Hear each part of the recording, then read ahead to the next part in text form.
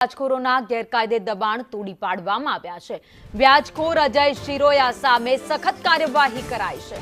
આરોપીના ગેરકાયદે દબાણ પર દાદાનું બુલડોઝર ફર્યું છે। આરોપીએ ગેરકાયદે ખડકેલી દુકાનો તોડી પાડવામાં આવી છે। તો વ્યાજખોરના ત્રાસથી યુવકે આપઘાત કર્યો હતો। તંત્રની કડક કાર્યવાહીથી વ્યાજખોરોમાં ફફડાટ ફેલાયો છે। વધુ અપડેટ સાથે સંવાદદાતા મનીષ પરમાર અમારી સાથે જોડાઈ ગયા છે। મનીષ, હવે આવા લુખ્ખાઓ અને વ્યાજખોરો સામે પોલીસ કડક કાર્યવાહી કરી રહી છે। દાદાનું બુલડોઝર તેમના ગેરકાયદે મકાનો અને દુકાનો પર ફરી રહ્યું છે। जी बिल्कुल बात करिए तो सूरतना लश्करा विस्तार में थोड़ा दिवस अगाऊ एक युवके व्याजखोरना ત્રાસથી आत्महत्या કરી લીધી હતી।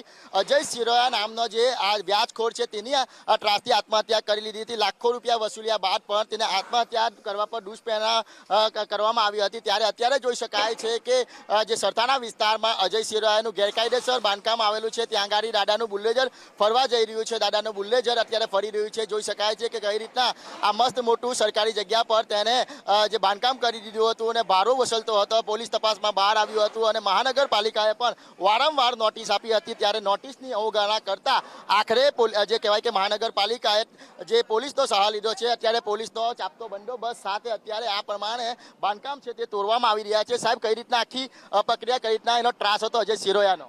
ગઈ તારીખ 17/5/2025ના રોજ સુરત શહેરના લસકાણા પોલીસ સ્ટેશન ખાતે આત્મહત્યાના દુષ્પ્રેરણ અને વ્યાજખોરીનો એક ગુનો નોંધાયો હતો।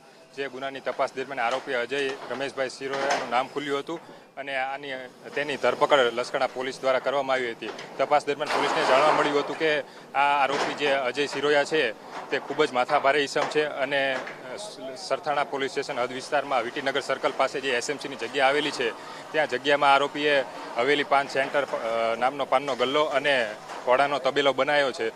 જે અનુસંધાને લસકાણા અને સરથાણા પોલીસે એસએમસી સાથે જરૂરી સંકલન કરીને આ આરોપી જે અજય શિરોયા છે તેના ગલ્લાનું ડિમોલિશનનું કામગીરી હાથ ધરવામાં આવી છે। સાહેબ, કઈ રીતે ત્રાસ આપતો હતો? કેટલા રૂપિયા વ્યાજે આપ્યા હતા અને કેટલા રૂપિયા વસૂલ્યા હતા તેને?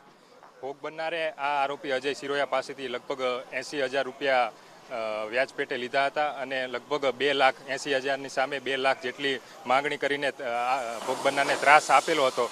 જે અનુસંધાને ભોગ બનનારે સુસાઇડ કરેલી છે। બિલકુલ, તો સુરત શહેરમાં જે રીતના અસામાજિક તત્વો પરના જે અડ્ડાઓ પર છે તે દાદાનું બુલ્ડોઝર ફરી વળ્યું છે। ત્યારે સુરતના સરથાના વિસ્તારમાં આ અજય શિરોયા છે જે વ્યાજનો ધંધો કરતો હોય અને ઊંચું વ્યાજ વસૂલતો હોય અને તેના કારણે એક યુવકે આત્મહત્યા પર કરી લીધી હતી। હાલ તો પોલીસે કાયદેસરની કાર્યવાહી કરી છે અને તેના જે બાંધકામો છે, ગેરકાયદેસર બાંધકામો છે તેને દૂર કરાયા છે। જી આભાર માહિતી માટે।